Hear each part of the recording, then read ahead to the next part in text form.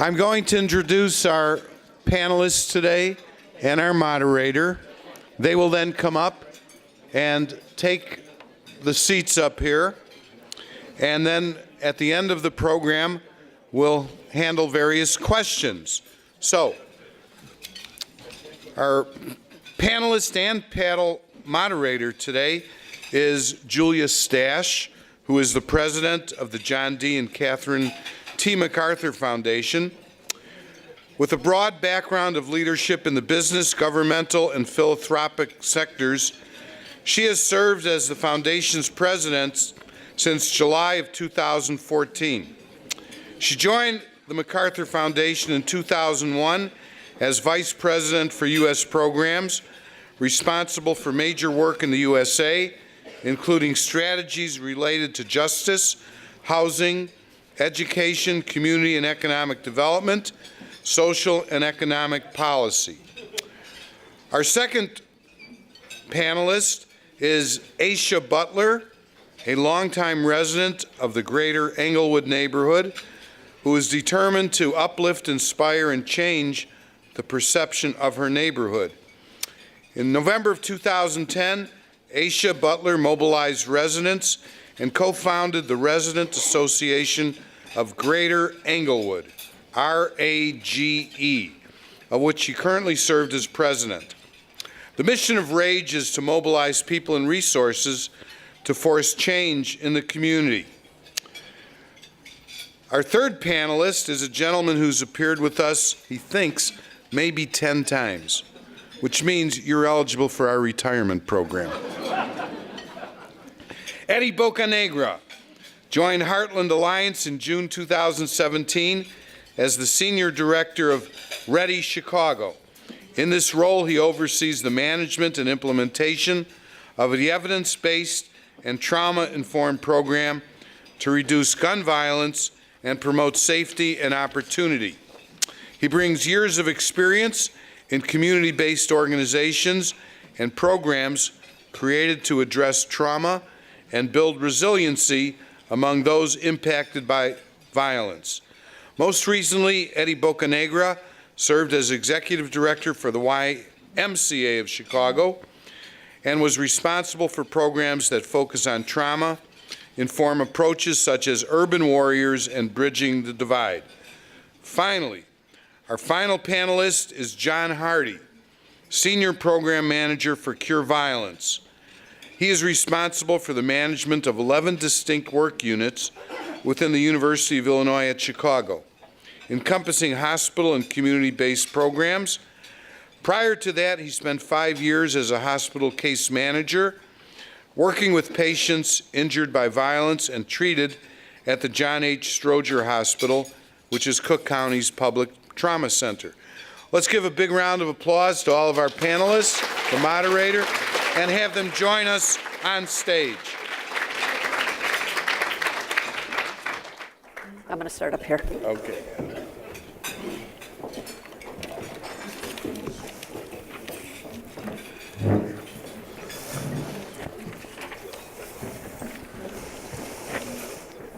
I see you saved the wobbly one for me, so anyway, good afternoon, and thank you so much for that introduction.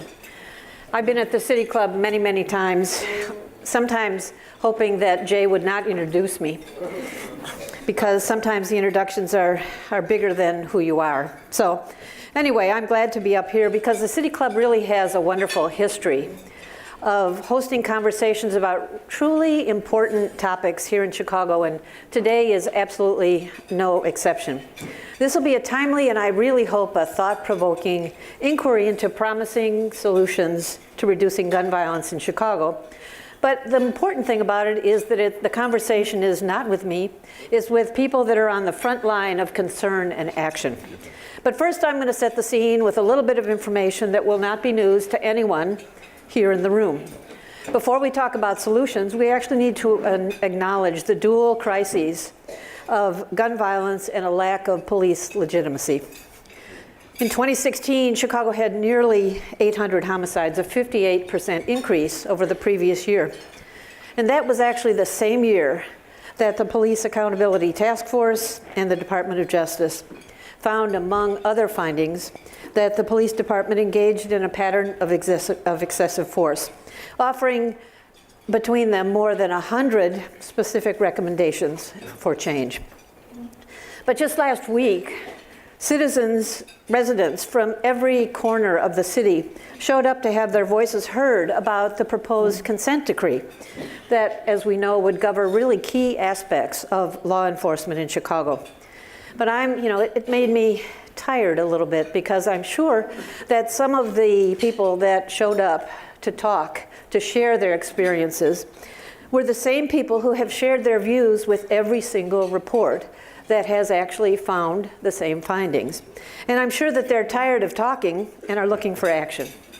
But by the end of 2017, Chicago reported 3,550 shootings and 650 homicides, an improvement on the previous year, but still a tragic and unacceptable level of violence that destroys lives and harms communities. Now, the number of shootings and homicides continues to decline, and just today there were new numbers released that shows that year to date, this year to last year, 107 fewer homicides and 387 fewer shootings this year compared to last year. Now, great. Really, that is lives saved. But the fact is that if we were to actually be comparable to New York and LA, we would be way down in the 100s. Still unacceptable, but look at the delta between a comparable level of tragedy between us and the other cities that are often in our comparable group. But I think the important thing is that even with this decline in shootings and homicides, the numbers don't really tell the story. Behind that are not communities that are paralyzed or apathetic. There are community and residents and religious leaders and civic and church groups and others working tirelessly to make their blocks and their neighborhoods safer throughout the city. And businesses and local nonprofit organizations are reaching out with jobs and services for individuals at risk of violence. And actually, despite skepticism, there are reforms underway at the Chicago Police Department.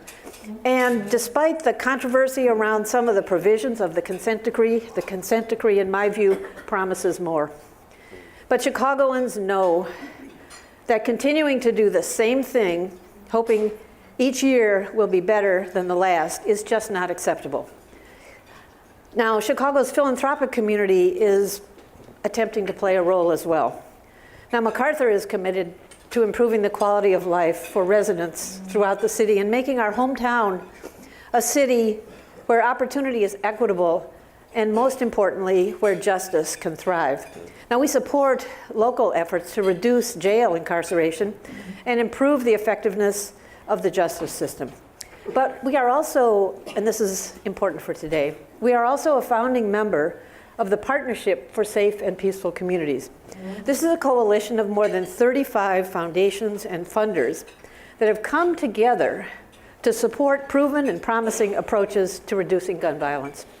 Now, I know that many of you have interactions with foundations, so I'd like you to just pause for a moment and actually acknowledge that it is a rare thing for 35 plus funders to sit around the table and say, what can we do together? In my entire experience in philanthropy, sometimes we fund the same things, but we have never strategized at that level. And so I'm hoping that we can sustain this partnership through the decline in violence into the continuing attack on root causes. So members of the partnership have committed more than $40 million to date for jobs and supportive services to those who are most affected by violence, for outreach and connection to services, for community voice in reform, to increase police legitimacy, and to strengthen gun policy. Now, we've also supported grassroots organizations for summer events and projects across 19 communities to foster stronger community bonds, to help crowd out violence, and to promote constructive engagement, including with law enforcement. But what is clear is that there is not one solution to gun violence. What's even clearer is that we do not have time to waste. So our members' funds are at work supporting community organizations that are on the ground doing life-saving and life-affirming work every day. Organizations such as those that are here today, Ready Chicago, Cure Violence, and RAGE. There is so much positive work taking place in neighborhoods across the city, and it should give us all a reason to be hopeful, despite the tremendous challenge the city faces. Now, what I'd like for just a moment, if you represent an organization working on these issues, making our communities and our residents safer, please stand up and let us thank you and recognize you. Please do that.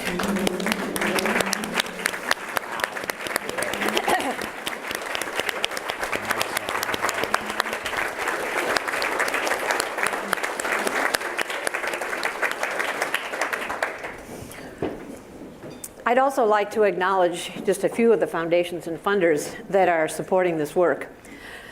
And the list of the funders, and I'm not going to call out any of them individually because each of us is there subverting our ego, advancing a shared agenda, but they're representatives of the partnership here in the room. But our hope is that through the partnership and the work of others, we'll see three positive things. First, we're going to see a sustained decline in gun violence. We're going to see an increase in police legitimacy.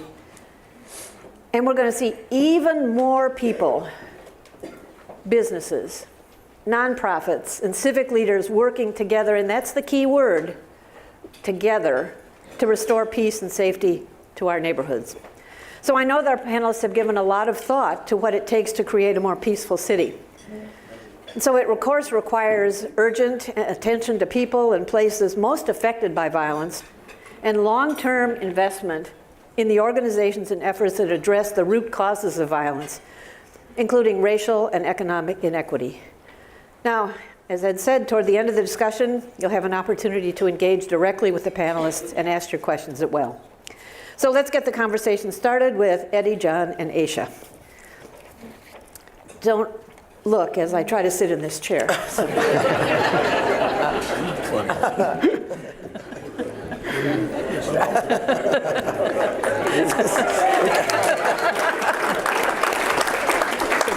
Thank you. Okay, let's get started. So let's make sure everybody actually understands what you do. So this is a question for each of you.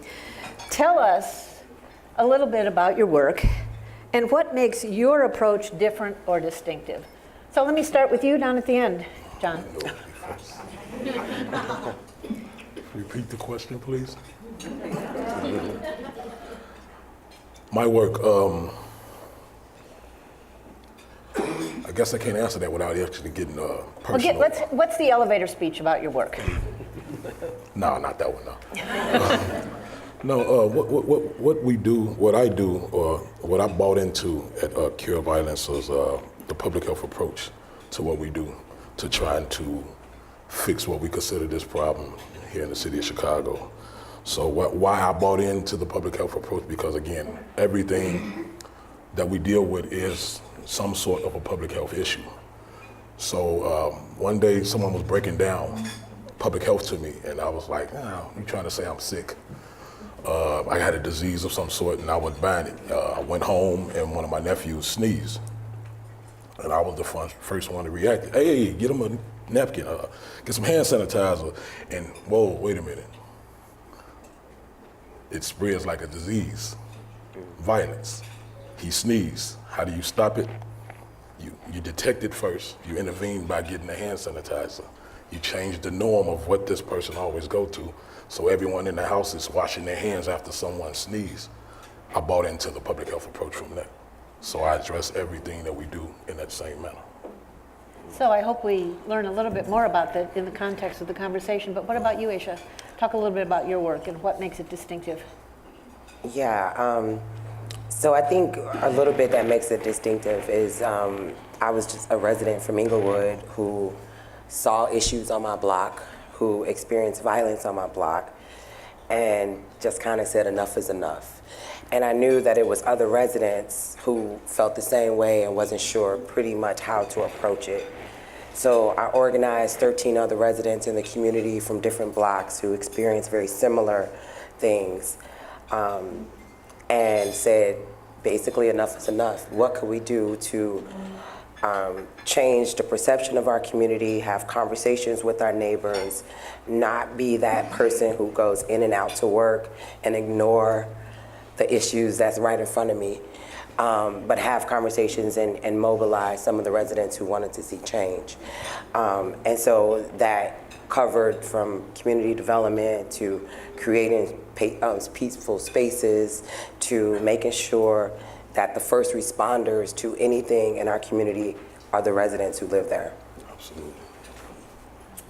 Eddie. So I guess the first thing I want to say, thank you for the opportunity to be here today. Secondly, I see so many familiar faces in the crowd and others that I've never seen before. And as Lynette and I were just talking about that earlier, it's good to see new faces for a lot of different reasons. So I am a senior director for Heartland Alliance, which is one of the largest nonprofits in the state of Illinois. Ready Chicago is a program of the Alliance. What my work entails pretty much is focusing on those who are at the highest risk of gun involvement, either victimization or perpetration. And there are 4 core components to the work that I do, ultimately. One of them has to do with engaging individuals, building relationships with those who we believe are at the highest risk of gun involvement, building the relationships that are needed to engage them, to bring them in to what's been missing in this field in violence prevention, which is employment, which obviously resonates for many other people too. Lack of economic development and opportunities, access to opportunities, as you mentioned earlier in remarks, is critical for our communities.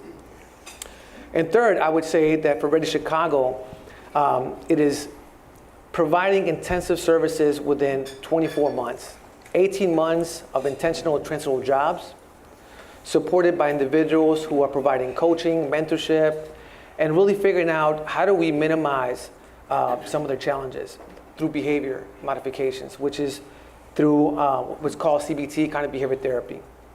And lastly, and I'm hoping to talk more about these things in just a minute, but lastly, that is being rigorously evaluated. And that's also what's important about the work that we're doing. The University of Chicago's Crime and Urban Labs are evaluating the study right now. And I would say, as someone who attended a small school at UFC at Hyde Park, working and studying this particular population is extremely difficult. So there are so many lessons learned throughout this journey right now that we're also hoping to inform our current funding partners, governments, and the people in this room as well. So you talked very concretely about what Ready is doing. So Aisha, talk a little bit about how does violence play out in your community, and day to day, what do you and your colleagues at RAGE do? Yeah, so I would think our approach is a little bit different because instead of targeting the shooters and or potential victims of shooters, we target the ones who may have influence over them, which are some of the working folks, the folks who want a better life.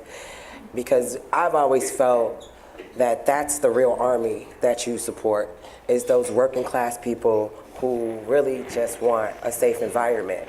And so if you give them the tools to operate in a space where that minority group is on the corner and they purchase a lot for $1 or they get people to clean up on the block, that small group who are terrorizing our communities sway away. And so we want to really focus on that group that are not afraid, who does not mind working with police and block clubs and working with the local churches to empower them to say enough is enough on our block. When we think about violence, it's always a block by block issue. It's not just Inglewood. It's some blocks on Inglewood you wouldn't dare pull a gun out, right? Because it's grandmothers and block clubs who would not let that happen. But it's some blocks where the environment breeds criminality or criminal behavior. And so if you could target those residents and give them tools to be empowered, they can really transform their block. And so a lot of our work is rooted in that. What do we need to do to support them? Who do we need to align ourselves with? Who are our allies? How do we also provide resources to that small minority group that we're aware of that sometimes miss the mark? So actually, John, Aisha said something interesting that I think is relevant. She always says something interesting. To the public health approach, which is, she said there are some neighborhoods where violence breeds. So the notion, talk a little bit more about this public health notion and what it means to stop the transmission. What does that mean actually? What do you do to stop the transmission? So it's like a sort of a mixture of what Aisha and Eddie said, as far as like we would do some things along the lines of CBT without being a clinician, so to speak, like with the change of the norm. So like I always say that each country goes to war because they think they're right, until someone have a sit down and figure it out, hey, this might not be right. So if I'm raised in a household that all I know is react violently until someone shows me something different, that's my reaction. That's 100% of the problem in the city of Chicago. So what do we do as our VIs and outreach workers? We try to get in, we detect these block by block situations, like you say, that's breeding this criminality. We detect these individuals. We detect that and intervene in the best way we possibly can by that person that's that shot caller or that person that's more liable to shoot or get shot. And by consistently, and I had a conversation with someone earlier about how we can help better by being consistent in what we do, by consistently babysitting or being around or showing something different to these individuals and to help move forward, changing the behavior, changing the norm. So the convergence between your two approaches is who are people of influence? Yes. And how do they play in the lives of people who are either susceptible to being shot or picking up a gun? So I think that's an interesting convergence there. And you actually said it's without me even using the word credible, like credible. Eddie's credible, she's credible. I may be credible now because I'm sitting up here with them. No, I think, I actually think you bring, But that's you have more than reflected credibility. So. but we tend to follow those who we know, okay, if they made a change and I knew he was what I aspired to be, then why wouldn't I at least lend my ear to that person? So when I think about the promising nature of the work that each of you do, I'm confident that in the back of your mind is, if I just had something else, we could do more, we could do better. What is that? Not just money, but I mean, that's okay. But it's more nuanced than It that. follows though. Yeah. No, it is, Julia. I think that, in addition to money, it's how do you coordinate that money? How do you mentioned this earlier when you mentioned about, in your remarks about these 35 foundations and individuals coming together and putting their ego to the side, right? That's extremely difficult for some people to actually do. For leadership and even sometimes frontline staff to know what it's like to really work in collaboration, in the spirit of collaboration for the better good of a community. And that's critical, it's important. And it's also important for us to figure out who's modeling that. And I think in this case, foundations right now through the PSBC is one way that gets to be modeled, right? And that also has a trickle effect into the nonprofit sector as well. I mean, to answer your question, I would say that one of the things that I would want to change or see a difference is how we are coordinating our efforts, investing in those efforts as well, in those coordinating efforts, but also the infrastructure of a lot of our nonprofits. I have the luxury right now to have 6 partners that we work very closely to be able to implement Ready Chicago, organizations that are in the west side and the south side of Chicago. But the truth is that many of them don't have the same infrastructure that Heartland actually has, or that Metropolitan Family Services, which is another great organization and partner in this field as well. Like, we need to invest and think about how do we invest in the development of individuals who are providing the direct service, but also in the capacity of those nonprofits. And truth be told, that many of these organizations, they see the need in the community and they want to do more because they see the need. But the problem is they mission creep quite often.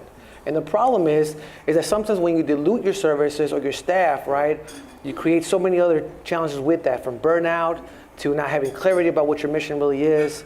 And at the end of the day, the quality of service that you're providing your people is less than what you could potentially be doing. Absolutely. So I bet you face that too, Aisha. I mean, you start as a place-based organization. Yeah. So you see the full array of challenges and problems, along with the assets and the Right. promising things that are embedded in people and community. But what more would you need to be better, more effective? Chicago to be completely done away with the system of the machine that got us in this in the first place. Gotta be one. Start all over. Just like, let's just start all over. Because Now, okay, Inglewood. besides that. Besides that, Yeah. okay. So we have our current landscape, which is outcome and a system of 30 years of disinvestment in Inglewood. And so you now have created a cloud of hopelessness and devalue for the community. And so our message around loving our community, valuing us, and humanizing us is a way that residents feel more empowered, right? To have conversations with folks who may have a gun on them, right? But because you love your brother and your sister, you are more receptive to help them or either show them a different pathway, that alternative. It would be great to have more change agents invested in our community in Inglewood. We have so many leaders who are very vocal, with a name like Rage, we have to be, who want change, who knows how to implement change, but the systems in place or the programs in place to really elevate those voices are sometimes missed. Folks like to be practitioners, to come into our community and tell us what to do, where we're the ones who say, hey, we know that little Joey needs a job. He told us. We know that his mom is doing A, B, C, you know, and so really drilling down that deep is what will be more effective for us and working with folks who can help elevate those voices. I'm always going to advocate that the residents in our community who live and breathe this environment, this cloud, who are still able to smile and see the hopefulness of our community are the ones that we really need to put services and investments in so they can continue to bring other folks up as the way they feel. So Yes, that's what I would say. Yes. Is that you? So John, I was going to say that over the years that I've been observing this, ceasefire and then cure violence has had, you know, ebbs and flows of funding.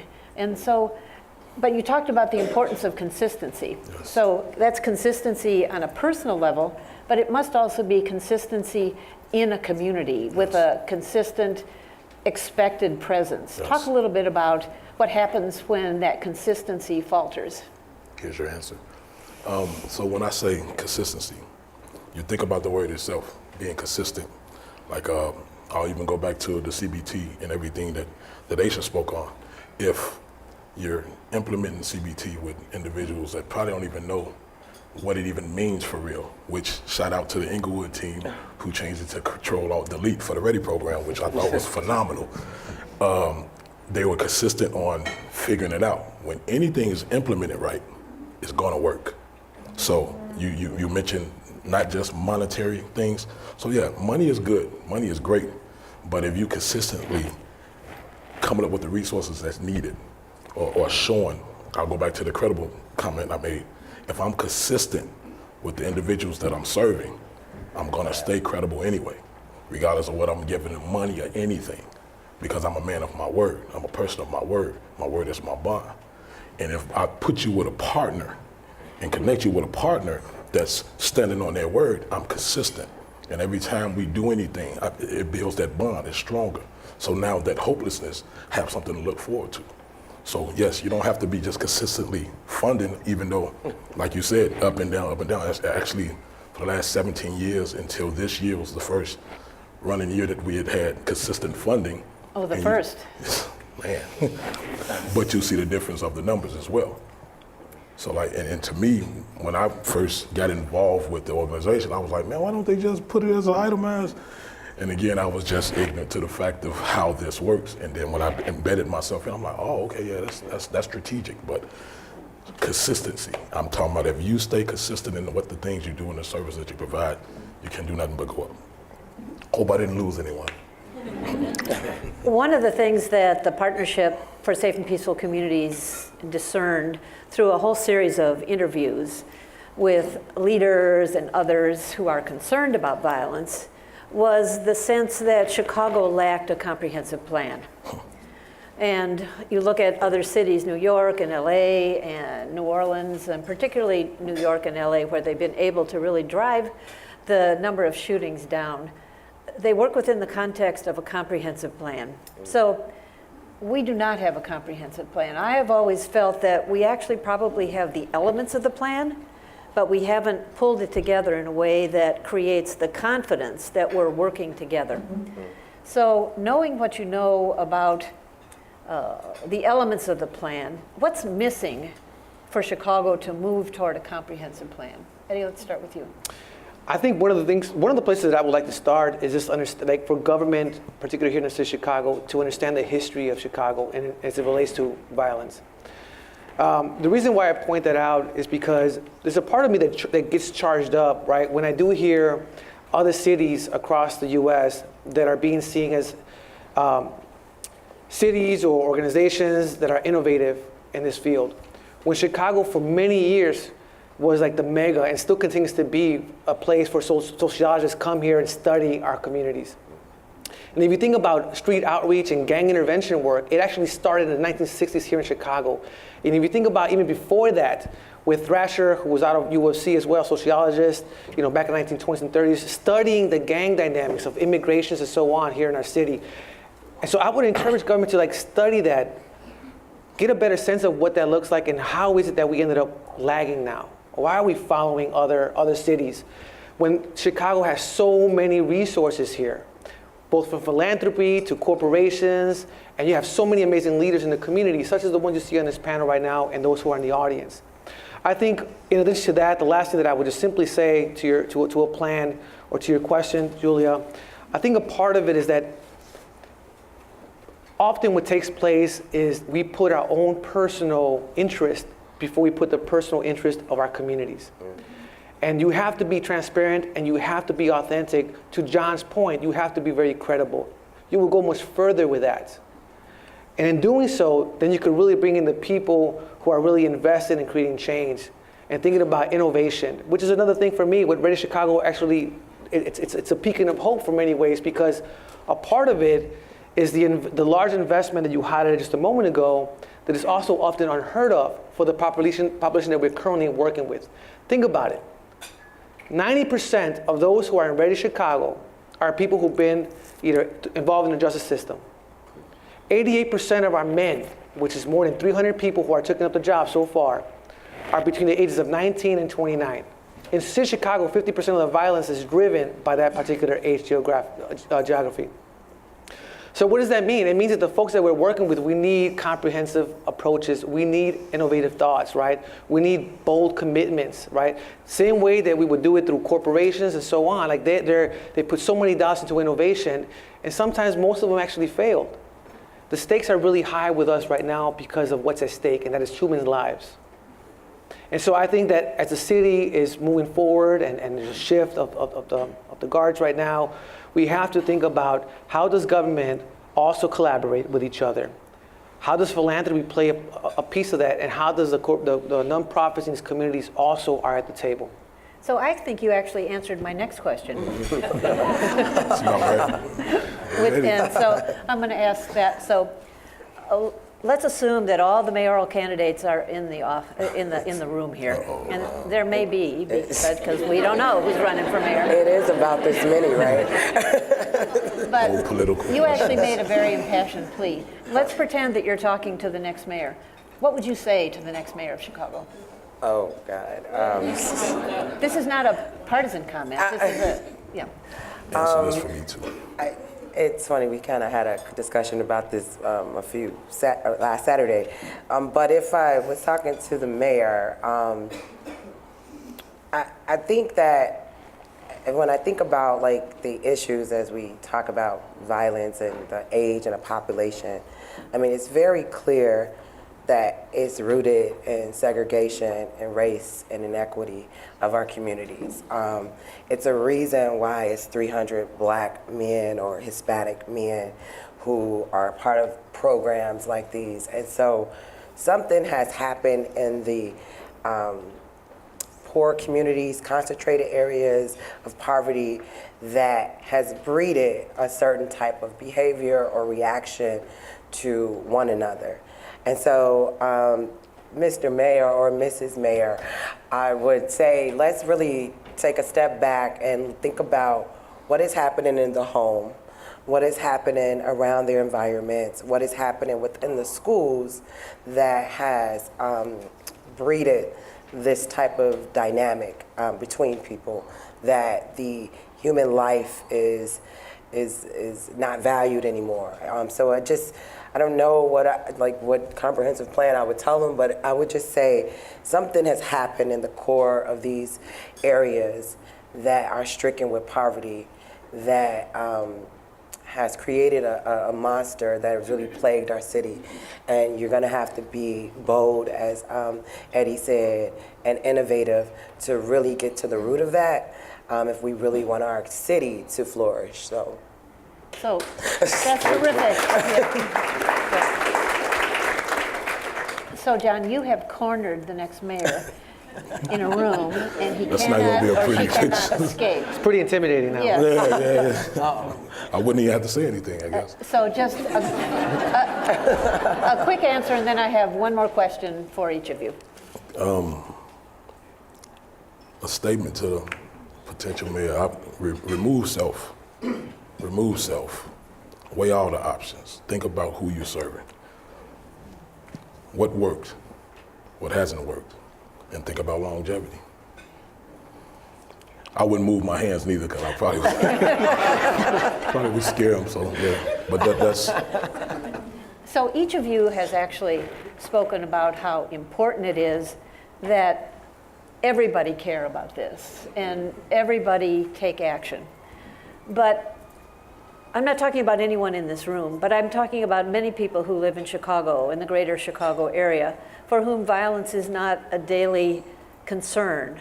And they don't face it, and perhaps no one in their family has encountered any evidence of violence. So the question really is, how do you convince people who are not directly affected by violence that this matters to them?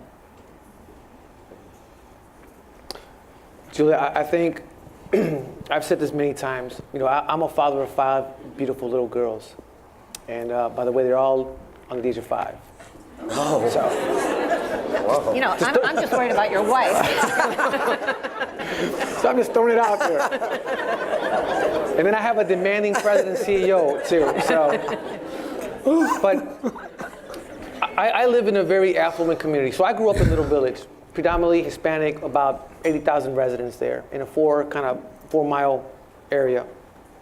And I grew up in that community where Chicago was seeing about 1,000 homicides in the early 1990s. So that's where I grew up in. I also am somebody who spent over 14 years in prison. Full disclosure, I'm very public with my life. Because to your earlier question, right, when you mentioned about what's different, I think that the leadership in Ready Chicago represents a lot of the people that we're working with. And that's important. It's extremely critical, right, that people who have this lived experience are also able to shape policy, shape programming, and be able to implement it as well, as opposed to having people coming in parachuting. But I think to your question, right, I think at the end of the day, my 5 little girls, they live in LaGrange Park, 60526. They're going to be going to an amazing schools. That's the reason why we moved there. I pay about $13,000 in taxes because of school. It was cheaper than paying private school, by the way. But that's a luxury that I have. That's not the luxury from the residents that are in Inglewood, in North Lawndale, in Austin, in West Garfield, in Little Village, and in other communities in our city. And so it's not until we are able to see the folks that are coming in that live in these communities as if they were our own family members, as if they were our own children, as if they were our own brothers, mothers, fathers. Until we're able to do that, really not much is going to change. You know, Brian Stevenson puts it best, right? He says that in order for people to really change about perception of each other, it's about proximity. It's about being able to connect to one another. The reason why I'm very public with my life, and half of my staff have a very similar lived experience than I do, is because it's about challenging the narrative of people. Is that people of who we're serving are worthy of investment. David Hiller, this is my last comment, Julia. David Hiller, a good friend of mine. I remember about 6, 7 years ago, he heard me talking in a venue similar to this, pulled me aside, he says, Eddie, I want to have lunch with you. I said, this dude is being just cool with me. He just wants to be nice, right? Second time, he says, like, Eddie, let's get lunch. And it wasn't until he gave me his card that I was like, maybe he's serious, right? What that represented to me was social capital and access. He had me present to his staff, which about 15 or 17 individuals. From that point on, a year later, with his support and his endorsement, I became the executive director at the YMCA, Youth Safety and Violence Prevention.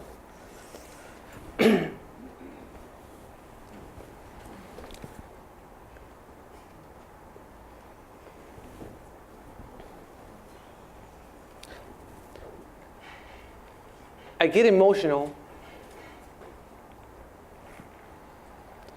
because it takes people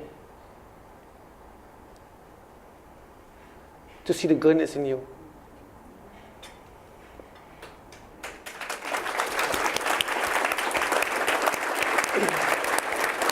So, It's okay. on that note, the people that we have the pleasure of being invited to their homes, live next to, work with, they are the folks that we're advocating for. They are the folks that we need you to talk to your family, your boards, your organizations, your corporations, to figure out how are you part of the solution.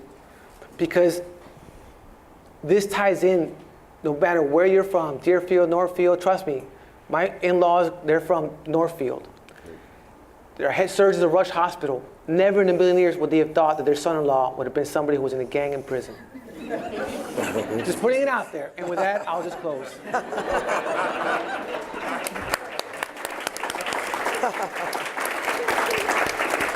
So why don't we open it up to questions now for any of the panelists on anything that they've talked about or anything you'd like to hear them share with you. Thank you, panelists. Thank you, Julia. Thank you, guys. If anyone has a question, if you've written it down, can we get a member of our staff out here to pick up the questions, please? Thank you, Alex. You want me to grab it? While Alex is collecting those questions, we have a few questions that have been submitted.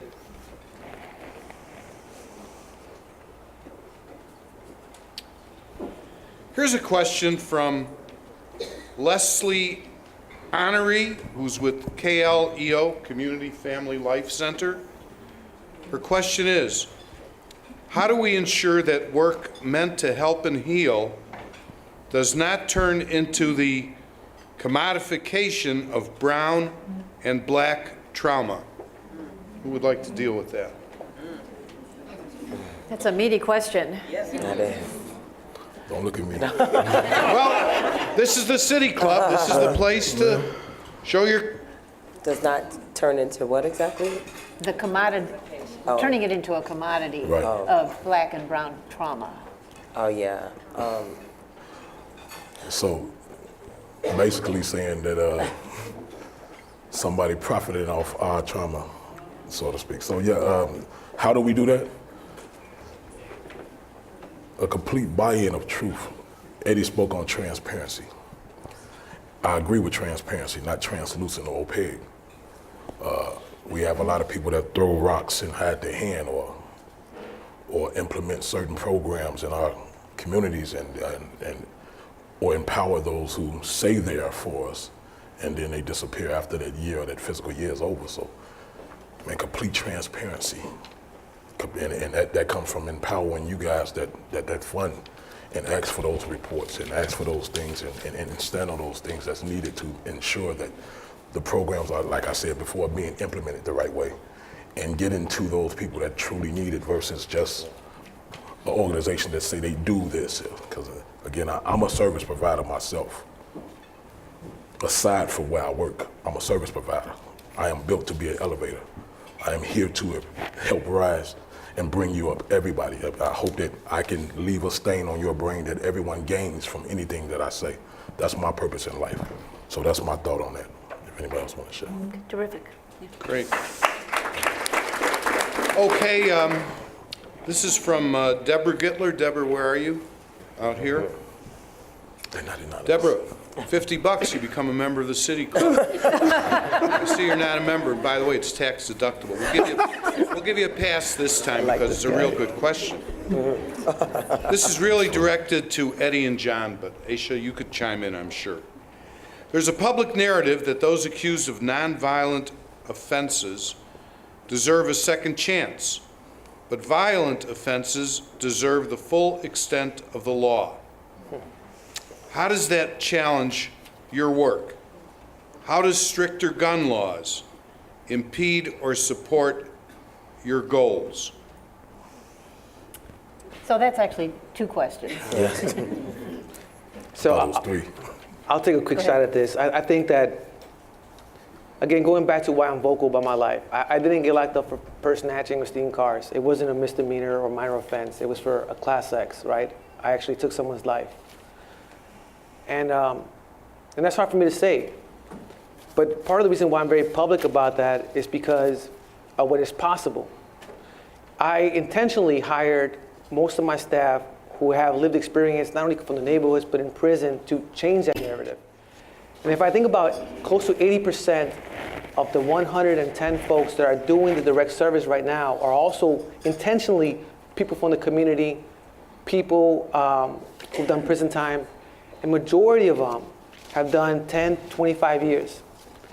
Because these are the folks that live in the neighborhood. So how are we empowering others too?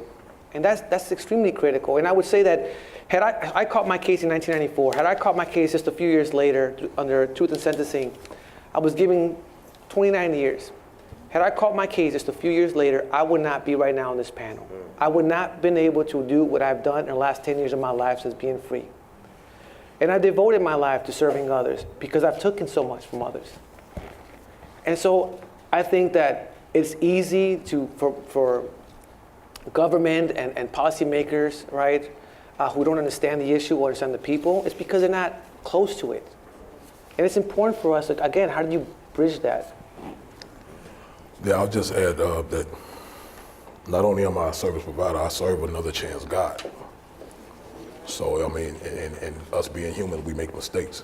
So you also said something about gun policies and things. Yeah, if they become stricter, then maybe we won't have to do some of the things we do as the service providers that we are, as far as getting in front of some of those things or some of those guys out there, young ladies out there doing the shooting and stuff. So, like I said, I serve another chance God, so everyone deserves another chance. And like Eddie said, without a second chance, he wouldn't be on this panel right now. So I hope that answered your question. And actually, sometimes a third, fourth, and fifth chance, to be honest with you. Okay, we have 2 questions here. Thank you very much. This is from the gentleman from Urban Prep. Brother King. And from Tim King. They're similar questions, so I'd like to meld them together. One of the challenges facing us as teenagers is that there are not many free, safe places for our to go to at night and on weekends. How can more free and safe places be created, made available to young people? And then, Tim King, who's a City Club member, says 29 urban prep students have been shot over the past 10 years. 13 have been fatal. Since the start of this school year, one of our students has been shot every month. Is there a plan for government or philanthropy to help schools support students impacted by gun violence? And I would just like to throw this in, if I could, with their question. I heard buzzwords: comprehensive, innovation, bold. Tell us one concrete, definite step that can be done without going into this general panorama of bold and innovative and comprehensive. Something that people could take home, put to work almost immediately.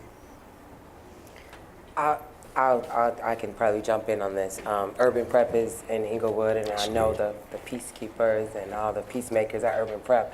And I've actually had a member call me last week and said somebody pulled out a gun to her son who was leaving from the after-school program at Urban Prep.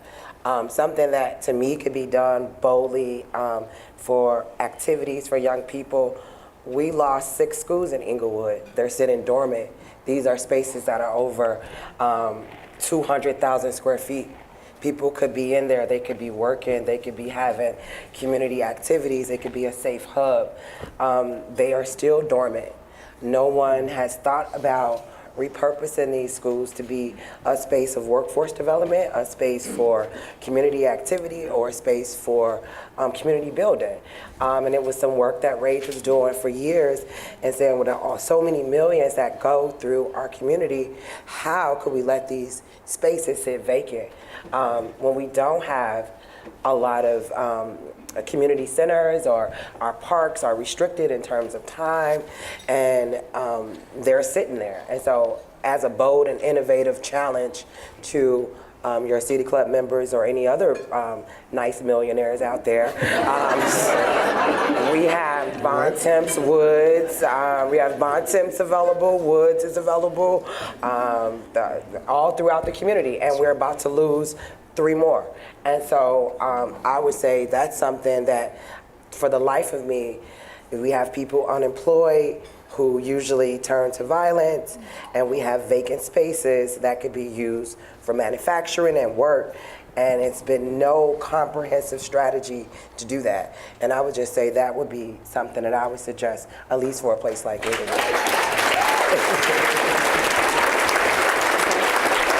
Okay. I'm a ventriloquist.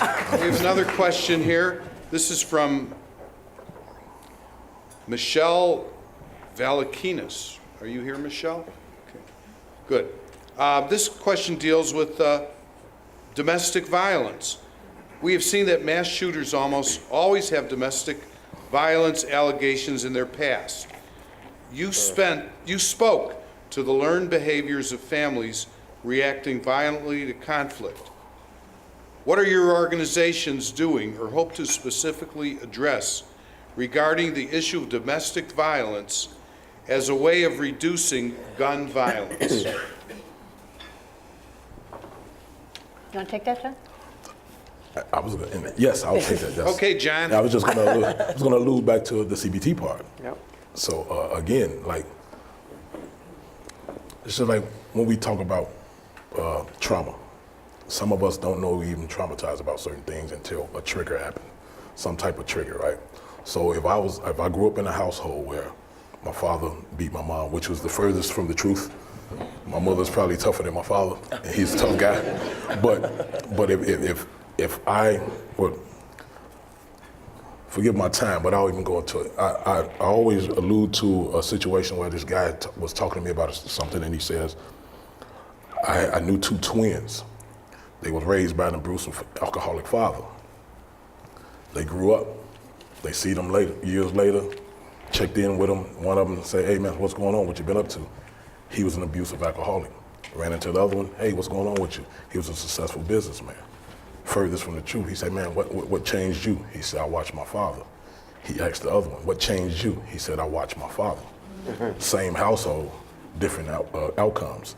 You know, and I say that to say that, like, when we know certain things are going on, which is why I alluded to CBT, that's when we can address it. So I know I'm all over the place with that, but as far as how do you address domestic violence and those things that lead to more violence, you have to know those things are going on. Thus the public health approach, detect, intervene, and change that norm. Hey, sure. Shameless Eddie, plug. do you want to comment on? Just very briefly, through this project with Ready Chicago, we've learned so much, and I'll be very brief about this, but we've learned that progress for the folks that we're working with is not linear. And we got to set the expectation with people, because the folks that we're working with are in the margins, are disconnected for a lot of different reasons.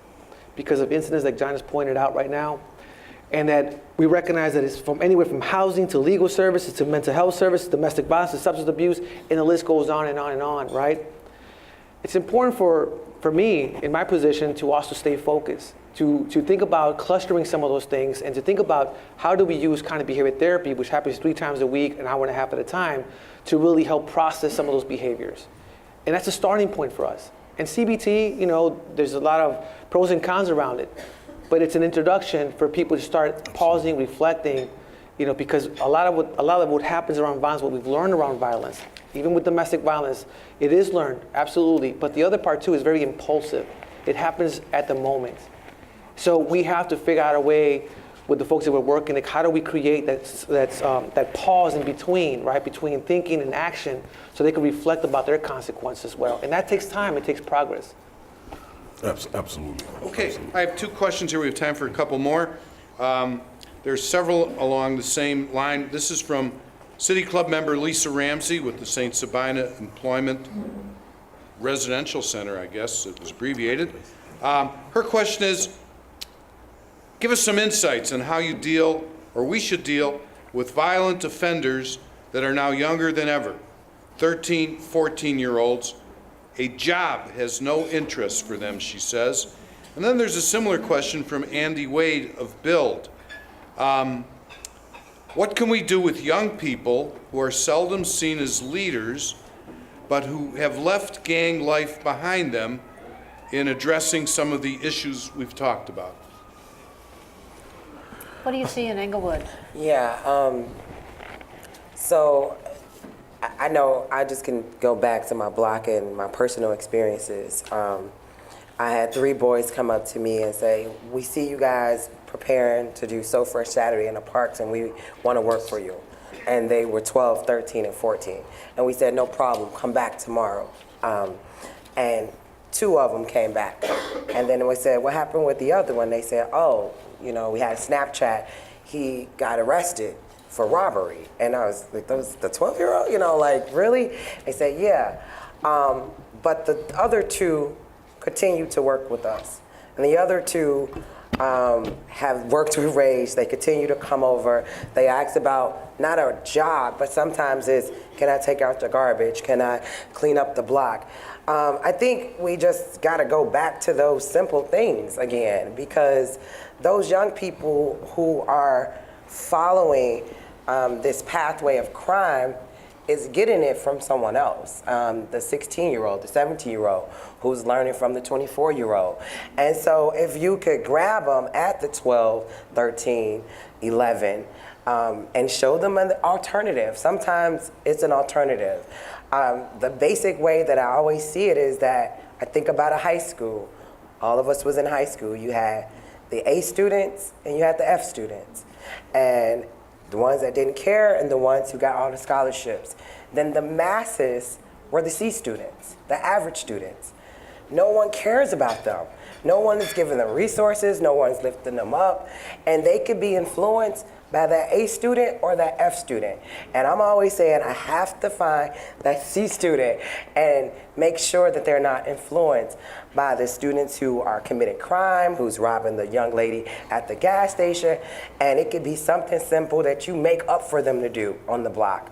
We need the garbage taken out. We need you to pick up this. And if you keep being consistent and they see you and they see an alternative, they will eventually become Rage members or become part of our street team, and they stick with us so that they don't have to be clients of Ready or either Cure Violence. And so that's just the approach that I do, and that's when I think about the young people, it's usually they do what they see, and you just got to give them something else to see. And all I would add is just Okay. Last question, folks. Thank you don't add very much. anything. Last question. This is from Susan Malik McKenna, who's with Contextos. She says consistency, which we talked about, is a key in funding also.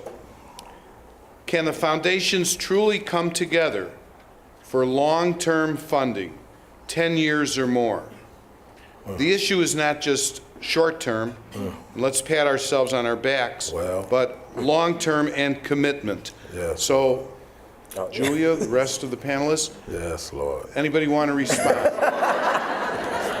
Kick us off, Julia. Okay, let me just say one thing, that if you put all of the philanthropic resources together available in this city, they're not enough. And so we have to realize that everybody has a stake in the successful outcome. And so that's why what we're hopeful for, as an example, is that after several years of philanthropic funding for Ready and for Metropolitan Family Services efforts, that these can actually transition to a more stable public sector supported infrastructure. I mean, there just is not enough in philanthropy. The public sector our leaders have to see that it is in the interest of the common good to support the things that make the city safer and that provide support for a positive trajectory for individuals. Now, I know many examples where, including MacArthur, where our funding has gone year in, year out in support of juvenile justice, in support of climate, in support of many issues. So some of you may have had the experience with a foundation that you felt that a foundation was fickle. That doesn't have to be. But the fact is that foundations are not enough. Corporate funds, city funds, all of the resources actually have to be part of an aligned effort to support the kind of activities that our panel has described.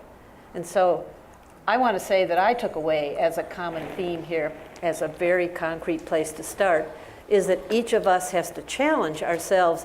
Are we actually recognizing the humanity of every single other person? Because if we don't do that, then we have not done our job to lay the groundwork for the kind of interventions that you're talking about. So that's at the core of it. Thank you, Debra.